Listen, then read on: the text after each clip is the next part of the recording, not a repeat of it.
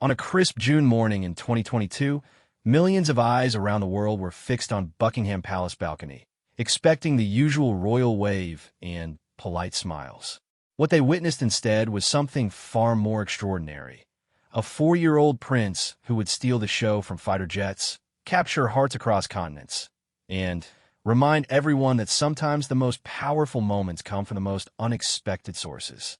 This is the true story of how Prince Louis, the youngest child of the Prince and Princess of Wales, became an overnight global sensation during his great-grandmother's Platinum Jubilee celebration, proving that authentic joy and unbridled curiosity could outshine even the most magnificent military display in British history. The sun had barely kissed the rooftops of London when the staff at Kensington Palace began their meticulous preparations for what would become one of the most memorable days in recent royal history. Inside the Georgian mansion, Catherine, the Princess of Wales, was already awake, her mind racing through the day's schedule with the precision of a military commander preparing for battle.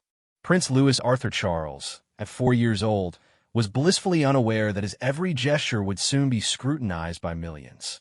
He lay sprawled across his small bed, one arm dangling over the edge, his favorite stuffed dinosaur clutched tightly in the other. The morning light filtered through the nursery windows, casting gentle shadows across walls decorated with airplanes and adventure stories, a prophetic choice that would prove remarkably fitting for the day ahead. Catherine approached her youngest son's room with the quiet confidence of a mother who had learned to expect the unexpected. Louis had always been different from his siblings. While Princess Charlotte displayed her great-grandmother's composed dignity even at 7 years old, and Prince George carried himself with a serious demeanor befitting a future king at 9, Louis possessed an infectious energy that seemed to bounce off walls and capture everyone in its path. The Princess of Wales had spent considerable time the previous evening explaining to Louis what the day would entail. She had shown him pictures of the Red Arrows, the Royal Air Force's elite aerobatic team, and videos of previous Jubilee celebrations. Louis had listened with wide-eyed fascination, asking countless questions about the airplanes and whether they would be loud enough to wake up the Queen's corgis. Prince William, meanwhile, was already downstairs reviewing the schedule with his private secretary. The day would begin with a family breakfast, followed by preparation for the balcony appearance during the flypast. As second in line to the throne, William understood the weight of public expectation, but as a father, he was equally concerned about how his youngest child would handle the overwhelming nature of such a grand spectacle. The breakfast room at Kensington Palace buzzed with controlled chaos as the family gathered around the antique mahogany table. Princess Charlotte sat primly, already dressed in her carefully selected outfit, while Prince George practiced the proper stance he had been taught for public appearances. Louis, however, had other priorities. He was far more interested in seeing how many pieces of toast he could stack before they toppled over, creating a small tower that defied both gravity and royal protocol. Catherine watched her youngest son with a mixture of amusement and maternal concern. She had learned from experience that Louis operated on his own unique wavelength. During previous public appearances, he had managed to simultaneously charm the public and give his parents minor heart attacks with his unpredictable behavior. There was the time he had waved enthusiastically at a crowd during a church service, completely unaware that the solemn moment called for quiet reverence. Then, there was the incident at a family portrait session where he had decided that standing still was far less interesting than exploring the fascinating patterns in the carpet beneath his feet. The Princess of Wales had consulted with child psychologists and royal protocol experts in preparation for the Jubilee events. The consensus was that Louis should be allowed to participate, but with clear boundaries and constant supervision. The challenge lay in maintaining those boundaries while preserving the natural joy and authenticity that made him so endearing to the public. William joined the family at the breakfast table, his military bearing softened by the domestic scene before him. He ruffled Louis's hair affectionately, noting how his youngest son's eyes lit up at the mention of airplanes. The Prince of Wales had served as a search and rescue pilot with the Royal Air Force, and he had shared countless stories with his children about flying and the importance of the military in British society. As they ate, Catherine and William exchanged knowing glances. They both understood that today would be different. The Platinum Jubilee marked Queen Elizabeth II's 70 years on the throne, making her the longest reigning British monarch in history. The flypast had been meticulously planned to honor her service, featuring over 70 aircraft from the Royal Navy, British Army, and Royal Air Force. The couple had made the difficult decision to include all three of their children in the balcony appearance, despite some advisors suggesting that Louis might be too young for such a high-profile event. They believed strongly in the importance of family unity and wanted their children to be part of this historic moment. However, they also knew that Louis's unpredictable nature could lead to moments that would be remembered for years to come. Princess Charlotte, ever the responsible big sister, took it upon herself to explain the day's events to Louis in terms he could understand. She showed him a picture book about airplanes and pointed out the different types they would see flying overhead. Louis listened with the intense concentration that children reserve for topics that truly capture their imagination, occasionally interrupting with questions about whether the pilots could see him from way up in the sky. The nanny, Maria Barallo, arrived to help with the final preparations. A Spanish childcare expert who had been with the family since Prince George was a baby, Maria possessed an almost supernatural ability to manage royal children while maintaining the dignity expected of someone in her position. She had witnessed Louis's previous public appearances and understood the unique challenges he presented. Maria's approach with Louis was a masterful blend of firmness and understanding. She acknowledged his energy while gently redirecting it toward appropriate channels.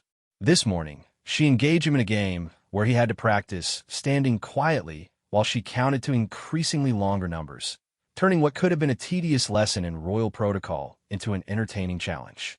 The morning progressed with the organized efficiency that characterizes royal households. Stylists arrived to make final adjustments to the children's outfits.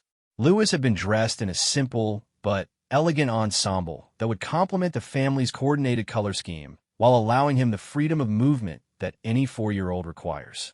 As the time approached for their departure to Buckingham Palace, Catherine knelt down to Louis's level for one final conversation.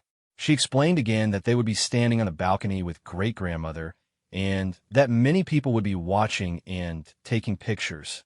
She reminded him to hold her hand and to try to stand still when the airplanes flew over. Louis nodded seriously, his small face scrunched in concentration as he processed this information.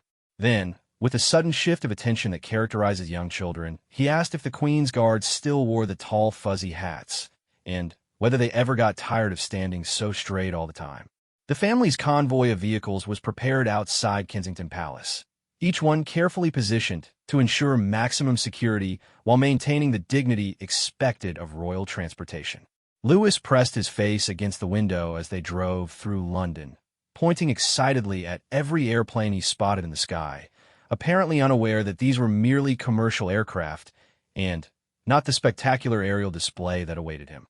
During the short journey to Buckingham Palace, Catherine used the time to help Louis practice the proper way to wave to crowds. She showed him the gentle motion from the wrist, explaining that royal waves should be elegant and controlled rather than the enthusiastic full-arm gestures that came naturally to children his age. Louis attempted to copy her movements, his small hand moving in what he clearly believed was a perfect royal wave, though it looked more like he was trying to shake water off his fingers. Prince George, always conscious of his role as the eldest sibling and future king, felt a particular responsibility to help Louis understand the importance of the day. He shared stories about their great-grandmother's long reign and explained how the airplanes were coming to honor her years of service to the country. George's serious tone seemed to have a calming effect on Louis, who looked up to his older brother with obvious admiration. As they approached Buckingham Palace, the magnitude of the event became apparent. Crowds had been gathering since early morning, with thousands of people lining the mall hoping to catch a glimpse of the royal family. The atmosphere was electric with anticipation, a mixture of celebration, patriotism, and genuine affection for the Queen who had served as their monarch for their entire lives. The palace staff had made special preparations for the children's arrival, understanding that young royals required different accommodations than their adult counterparts. A quiet room had been designated where the children could have a final moment to compose themselves before joining the Queen on the iconic balcony. Louis seemed to sense the importance of the occasion as they entered the palace. His usual boundless energy was tempered by the grandeur of his surroundings and the palpable excitement of the adults around him. He walked more carefully, his small hand firmly gripped in his mother's, his eyes wide as he took in the ornate decorations and the serious expressions of the palace staff. Queen Elizabeth II was already in position in her private apartments, reviewing the final details of the flypast with her equerry. At 96 years old, she had witnessed countless royal ceremonies, but this one held special significance as a celebration of her unprecedented reign. She had specifically requested that her great-grandchildren be included in the balcony appearance, understanding the importance of showing the continuation of the royal lineage. The Queen had always held a special fondness for Louis, recognizing in him the same spirited energy that had characterized her own children and grandchildren at that age. She understood that children brought an authenticity and joy to royal events that no amount of protocol could manufacture. As the designated time approached, the family gathered in the palace's blue drawing room for a final briefing. Louis stood between his parents, occasionally bouncing slightly on his toes with barely contained excitement. The sound of aircraft engines could be heard in the distance as the participating planes took their positions for the carefully choreographed flypast. Catherine and William exchanged one final look, a silent communication that passed between parents who knew they were about to entrust their youngest child to the unpredictable nature of live television and global scrutiny. They had done everything possible to prepare him for this moment, but they also understood that Louis's authentic reactions were part of what made these family appearances so endearing to the public. The moment had arrived. Palace staff opened the doors leading to the famous balcony, and the family began their walk toward what would become one of the most memorable royal appearances in recent history. Louis walked with determined steps, his small hand still clasped in his mother's, unaware that in just a few minutes, his natural reactions to the spectacular aerial display would capture the hearts of millions and create moments that would be replayed and cherished for years to come. The iconic balcony of Buckingham Palace stretched before them like a stage awaiting its performers. As the French doors opened, a wall of sound hit the royal family. The collective roar of thousands of people gathered in the mall, their voices creating a symphony of celebration that seemed to vibrate through the very stones of the palace. Louis stepped forward with his family, his small eyes immediately drawn to the sea of faces stretching as far as he could see. The balcony itself was a masterpiece of royal architecture, its ornate stonework framing one of the most recognizable views in the world. Red, white, and blue bunting draped the facade below, while Union Jack flags fluttered in the gentle June breeze. The crowd had been building since dawn, with some dedicated royal watchers having claimed their spots the previous evening, sleeping rough on the pavement for the chance to witness this historic moment. Queen Elizabeth II emerged first, her presence commanding immediate attention despite her small stature. Dressed in a carefully chosen outfit of pale blue, she embodied 7 decades of unwavering service and dignity. The crowd's response was immediate and overwhelming, a thunderous cheer that seemed to roll down the mall like a wave, carrying with it the genuine affection of her subjects. Louis instinctively moved closer to his mother as the noise enveloped them. His previous public appearances had been at more controlled events, but nothing had prepared him for this magnitude of attention. The sheer number of people was overwhelming, but rather than frightening him, it seemed to awaken his natural curiosity about the world around him. Catherine positioned herself strategically near Louis while maintaining the family's formation on the balcony. Years of public appearances had taught her to anticipate her youngest son's needs while preserving the dignity expected of such occasions. She had developed an almost maternal radar for Louis's energy levels and could sense when he needed gentle redirection or simply space to process the overwhelming stimuli around him. Prince William stood slightly behind his wife, his military training evident in his posture and bearing. He maintained the composed expression expected of a future king, while simultaneously keeping a watchful eye on his children. The Prince of Wales understood better than most the weight of public expectation during royal events, but he also recognized the unique challenges of including young children in such formal occasions. The crowd's enthusiasm was infectious. People waved flags enthusiastically, held up handmade signs expressing their love for the Queen, and sang patriotic songs with gusto that carried clearly to the balcony.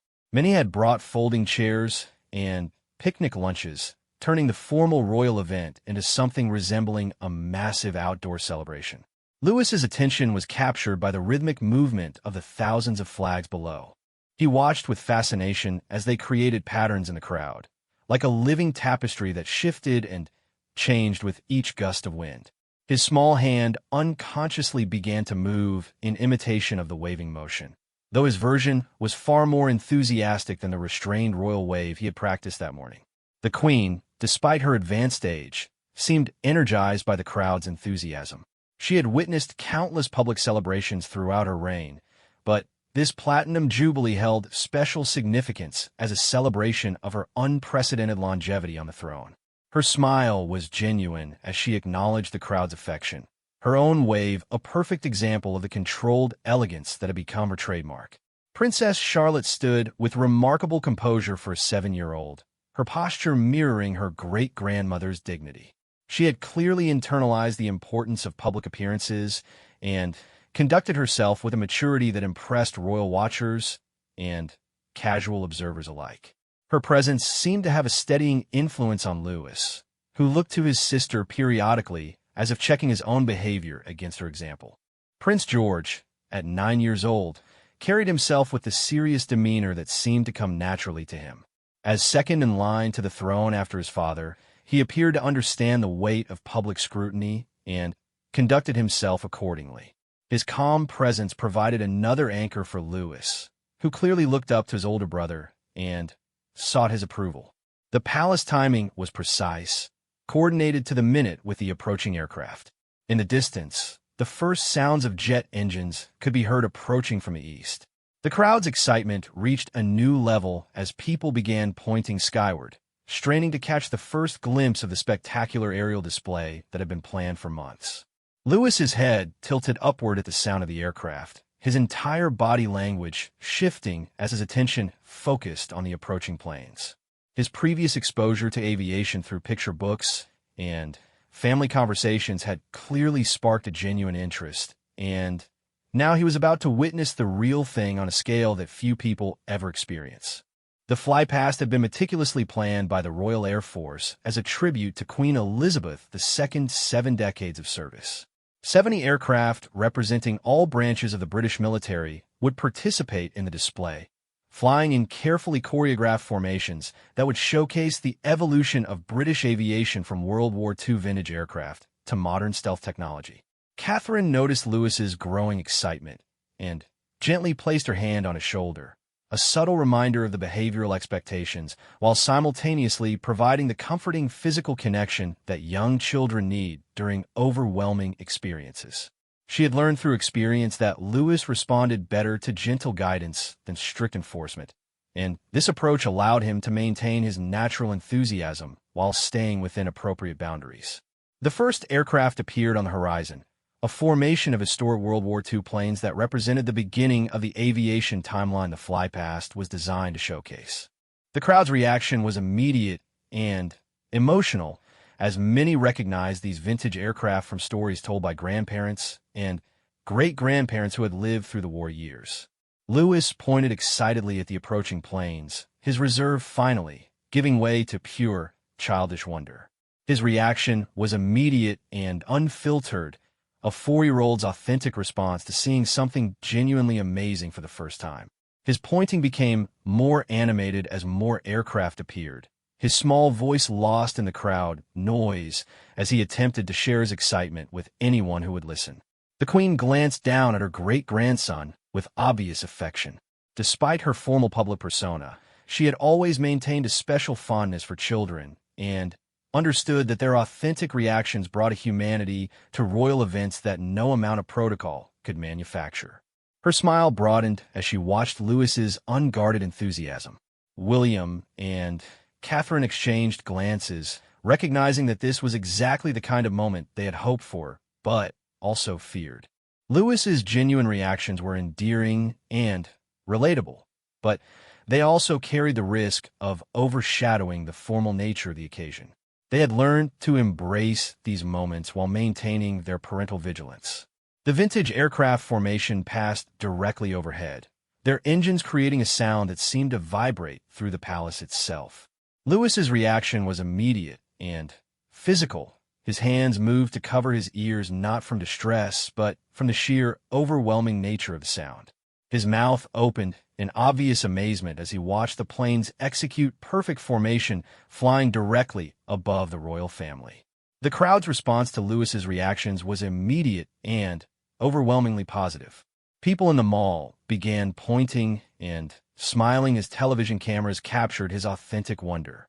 Social media posts began appearing almost immediately, with viewers around the world sharing their delight at seeing such unguarded joy from a member of the royal family. As the formation passed, Lewis immediately began looking for the next set of aircraft. His excitement was building rather than diminishing, and his parents realized they were witnessing the beginning of what would become an extended display of childhood enthusiasm that would soon capture global attention.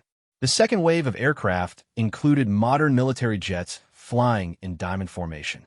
The contrast between the vintage planes and these sleek modern machines was striking, representing the evolution of British military aviation over the decades of the Queen's reign.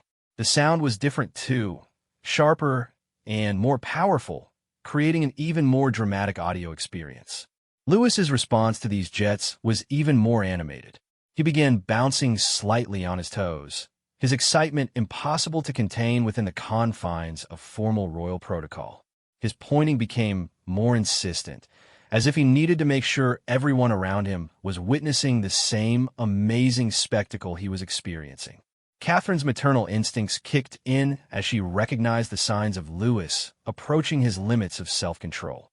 She knew from experience that her youngest son operated on emotional extremes. When he was excited, he was completely excited, and when he was overwhelmed, he needed immediate support and redirection. The crowd had begun to notice Lewis's animated reactions, and their response was overwhelmingly positive. Instead of expecting formal behavior from such a young child, they seemed to appreciate his authentic wonder and joy. His reactions were becoming part of the entertainment, adding a layer of genuine human emotion to what could otherwise have been a formal military display. Prince George and Princess Charlotte maintained their composed behavior while occasionally glancing at their younger brother with expressions that seemed to mix mild concern with amusement.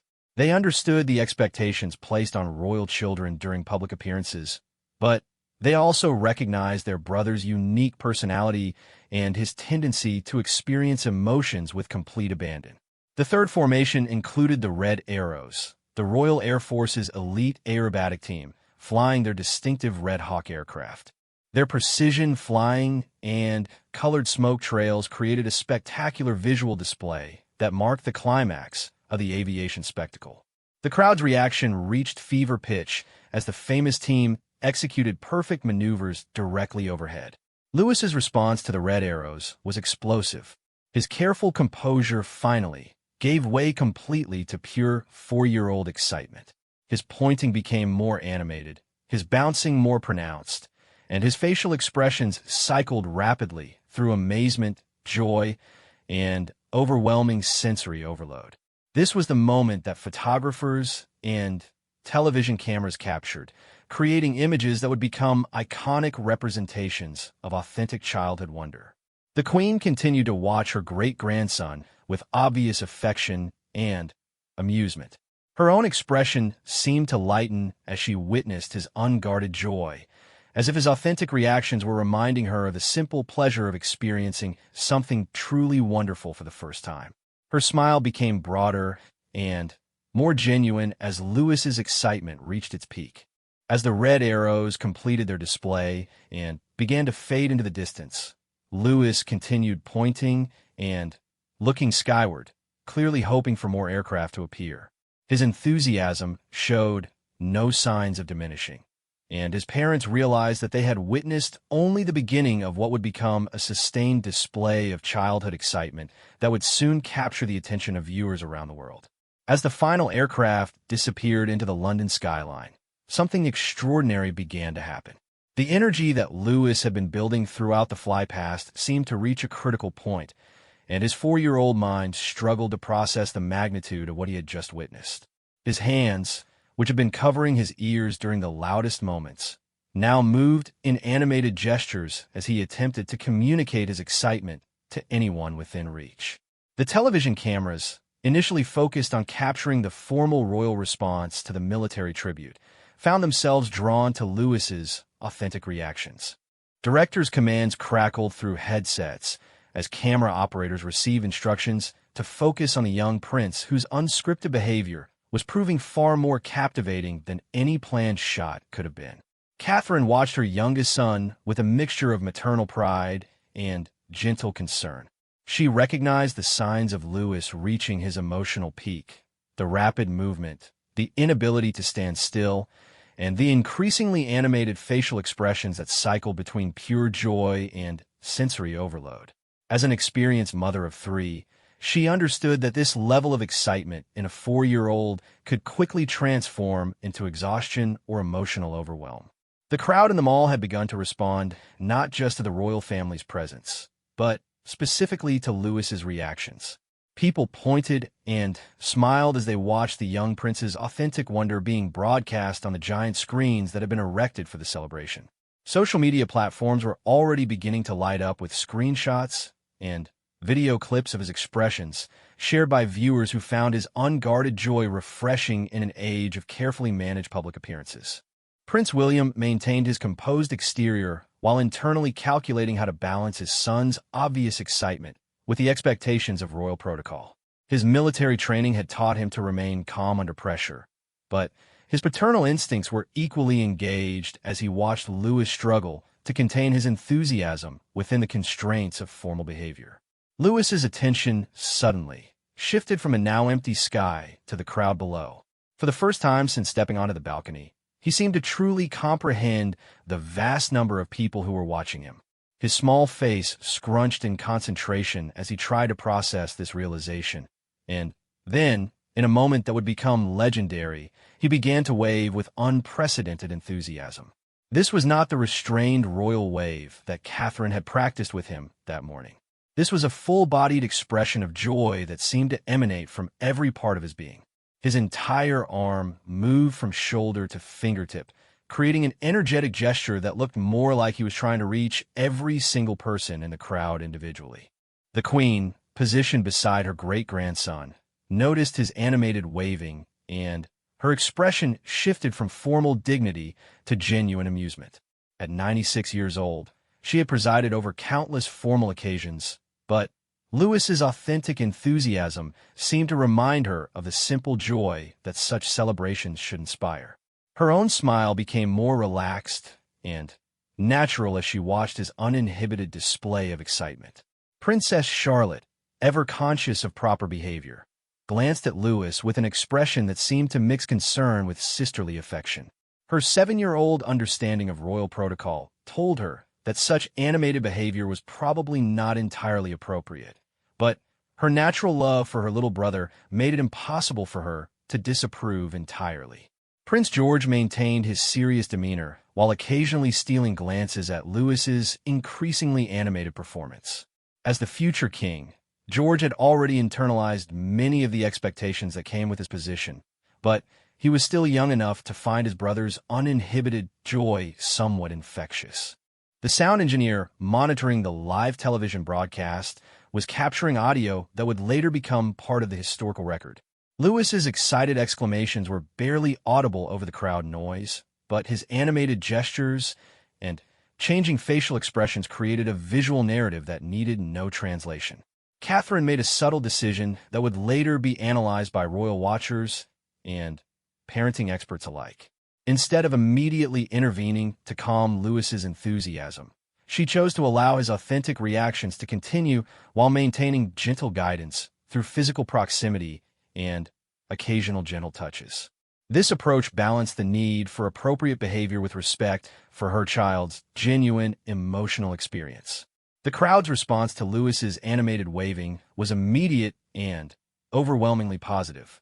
People began waving back with increased enthusiasm, as if his infectious joy had elevated the entire atmosphere of the celebration. Children in the crowd were particularly responsive, with many beginning to jump and point in imitation of the young prince's behavior. Lewis's excitement reached a new level as he noticed the crowd's response to his waving. His face lit up with the realization that his gestures were being returned by thousands of people, creating a feedback loop of mutual enthusiasm that seemed to energize both him and the spectators below. At this moment, Lewis did something that would become one of the most shared images of the entire Jubilee celebration. He pressed his face against the balcony's stone balustrade, trying to get a better view of the crowd below. His small hands gripped the ornate stonework as he leaned forward with complete abandon, his excitement overriding any concern for maintaining proper posture. The photographers positioned in the mall captured this moment from multiple angles, creating images that would appear on front pages around the world. The contrast between the formal grandeur of Buckingham Palace and Lewis's uninhibited childhood wonder created a visual metaphor that seemed to capture something essential about the humanity underlying royal ceremony. William stepped slightly closer to Lewis, not to restrain him, but to ensure his safety as his enthusiasm carried him closer to the balcony's edge. The Prince of Wales's protective instincts were fully engaged, but he also seemed to understand that his son's authentic reactions were creating a moment of genuine connection between the royal family and the public. Queen Elizabeth II, perhaps recognizing the historical significance of the moment, seemed to deliberately position herself to include Lewis in the visual frame that photographers were capturing. Her decision to remain close to her great-grandson during his most animated moments suggested an understanding that his authentic joy was adding immeasurable value to the formal ceremony. Lewis suddenly noticed something that the adults around him had missed. In the distance, another aircraft was approaching, a single plane that was part of the flypast conclusion. His excitement, which had begun to plateau, immediately spiked again as he pointed enthusiastically toward the approaching aircraft. His renewed animation caught his family off guard. Catherine had been preparing to guide him toward calmer behavior, but Lewis's genuine excitement about the additional aircraft made it clear that his emotional journey through the event was far from over. His pointing became more insistent, and his bouncing more pronounced as he tried to draw everyone's attention to the approaching plane. The final aircraft was a modern military transport, flying lower and slower than the previous formations. Its different flight pattern created a longer viewing opportunity, which seemed to perfectly suit Lewis's extended attention span for aviation displays. His fascination with the aircraft was evident in his intense focus and animated gestures. As the transport plane passed directly overhead, Lewis's reaction reached its absolute peak. He began gesturing with both hands, his entire body language expressing the kind of pure excitement that only children can fully embody. His mouth moved constantly as he provided commentary that was lost in the crowd noise, but was clearly enthusiastic and detailed. The Queen leaned slightly toward Lewis during this moment, appearing to listen to his excited observations about the aircraft. This gesture, captured by multiple cameras, created an image of intergenerational connection that seemed to symbolize the continuity of the royal family across the decades. Catherine and William exchanged glances that mixed parental pride with mild amazement at their son's sustained enthusiasm.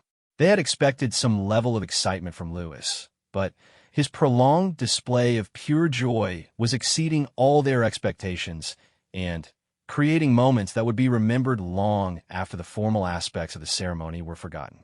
As the final aircraft faded into the distance, Lewis continued to scan the sky hopefully, clearly disappointed that the aviation display was ending. His animated searching and pointing made it obvious that he would have happily watched aircraft for hours longer, his 4-year-old attention span proving remarkably durable when the subject matter captured his imagination so completely. The crowd's response to Lewis's extended performance had evolved throughout the event. What began as amusement at a child's authentic reactions had transformed into genuine appreciation for the joy and humanity he was bringing to the formal occasion.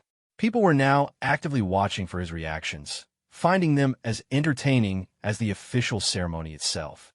Social media monitoring teams at news organizations around the world were already noting the unprecedented response to Lewis's behavior. Hashtags related to his reactions were trending globally, and video clips of his most animated moments were being shared at viral rates across all platforms. The Queen's equerry, monitoring the timing of the event, signaled that the formal balcony appearance was approaching its conclusion. But Lewis's continued excitement and the crowd's overwhelmingly positive response suggested that this particular royal event would be remembered not for its adherence to protocol, but for the authentic human moments that had emerged organically throughout the celebration. As palace staff began to prepare for the family's withdrawal from the balcony, Lewis seemed to sense that his extraordinary experience was nearing its end. His gestures became more urgent, as if he was trying to extract every possible moment of excitement from the situation. His authentic disappointment at the prospect of leaving was as genuine and endearing as his previous enthusiasm had been. The transition from the balcony back into the palace would mark the end of the public portion of Lewis's Jubilee experience. But the images and moments captured during his time in the spotlight were already beginning to take on a life of their own in the global media landscape. His authentic reactions had created something that no amount of careful planning could have achieved, a genuine human connection between the royal family and people around the world who recognized in his uninhibited joy something pure and universal about childhood wonder. Within minutes of the royal family's return to the palace, news desks around the world were buzzing with activity. Editors who had planned to focus their coverage on the military precision of the fly past or the Queen's dignified response to the celebration found themselves completely redirected by the unexpected star of the event. Prince Louis had unwittingly created one of the most compelling royal stories in recent memory, and media organizations were scrambling to capture the full scope of his impact. In the BBC's Broadcasting Centre, producers were frantically reviewing footage from multiple camera angles, trying to select the most representative moments from Lewis's extended display of enthusiasm. What had begun as routine coverage of a formal royal event had transformed into something far more dynamic and emotionally engaging. The viewing figures were climbing beyond all projections as word spread about the young prince's captivating behavior. American television networks, initially planning modest coverage of the foreign royal celebration, found themselves extending their broadcasts and calling in additional commentators to discuss the phenomenon that Louis had created. CNN's royal correspondent was fielding calls from producers who wanted to understand how a 4-year-old had managed to overshadow one of the most carefully planned military displays in British history. The social media response was unlike anything royal watchers had witnessed before. Instagram posts featuring Lewis's reactions were generating millions of likes within hours. Twitter threads analyzing his various expressions and gestures were being shared at unprecedented rates. TikTok users were creating compilations of his most animated moments, set to music and commentary that celebrated his authentic joy. Professional photographers who had covered royal events for decades found themselves reviewing their work with amazement. The images they had captured of Louis were already being recognized as potentially iconic photographs that would define the Platinum Jubilee in historical memory. His unguarded expressions and animated gestures had created visual narratives that seemed to capture something essential about childhood wonder and authentic emotion.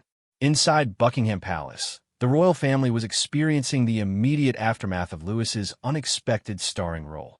The 4-year-old himself seemed largely unaware of the impact he had created, his attention already shifting to other interests as children do when exciting events conclude.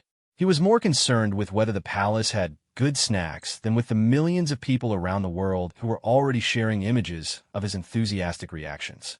Catherine and William found themselves fielding calls from their private secretaries, who were attempting to gauge the family's comfort level with the unexpected attention Louis had generated. The couple's response was characteristically measured.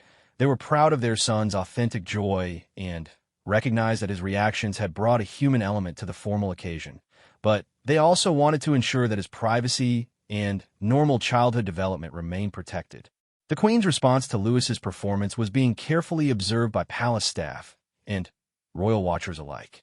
Her obvious affection for her great-grandson during his most animated moments suggested approval.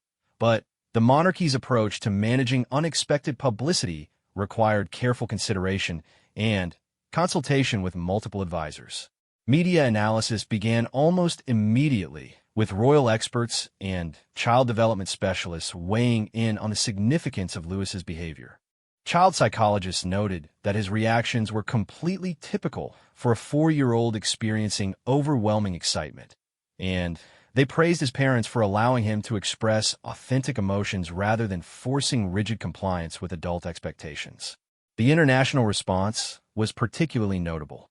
Countries around the world that had shown minimal interest in British royal events found their news organizations scrambling to cover the story of the